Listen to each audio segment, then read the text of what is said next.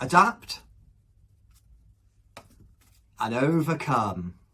Now, I've got to be honest here, I've been trying for bloody hours to create some sort of perfect speech that I could then put on LinkedIn and impress all the corporate crowd with how calm I was being at the moment and how much knowledge I've got.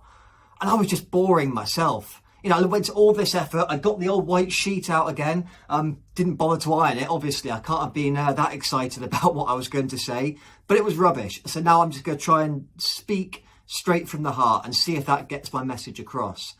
So look, I think we've got so many scary things happening at the moment and it feels like nothing is constant and everything is changing. But if we look through history, that's always been the way it has been. And we haven't called it fear. It's been called progress and evolution. And this has been happening for millions of years. You know, take snakes, for example. They used to have legs, but then they lost them so they could slither into small holes and avoid predators. Owls have now got big eyes, so they can see their prey in the dark, and so they can eat.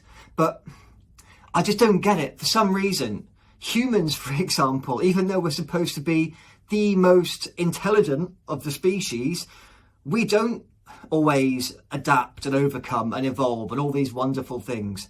We're more likely to react with panic and fear and pushing old ladies out of the way in the supermarket when they're just trying to buy some toilet paper.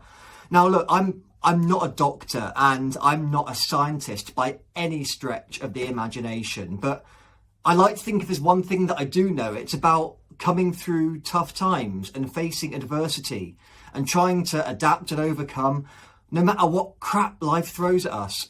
And there's three things that I've found that have helped me in the past. Firstly, it's about skills, and that's thinking what skills am I lacking and what skills can I gain to help me overcome this problem.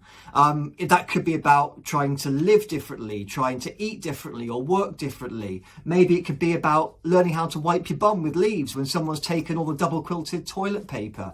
But the whole point is it's learning how to do something differently and accepting that even if we're grown-ups or supposedly grown-ups, that sometimes we have to go back to school and learn something new. Secondly, it's about awareness, and I find that's about trying to get as much information as I can. But that's information from the right factual sources, not from what my glue-sniffing neighbour down the road happens to be tweeting on any particular day. And thirdly, it's about confidence.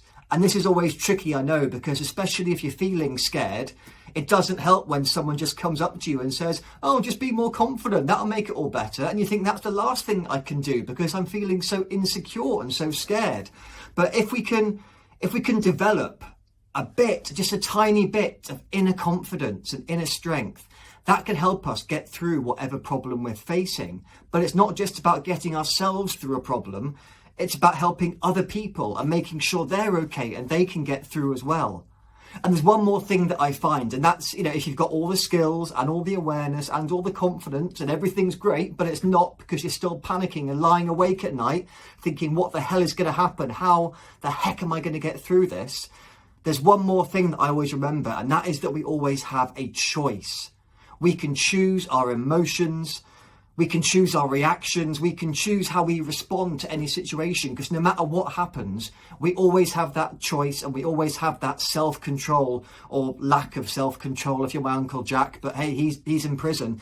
And that's the thing, we always have a choice. So no matter what happens, no matter what we're going through, just think about how can you get the skills and the awareness from the right information and the confidence so you can help yourself and so you can help other people. And if all else fails, just remember it is about choice. So look, I know this video isn't professional.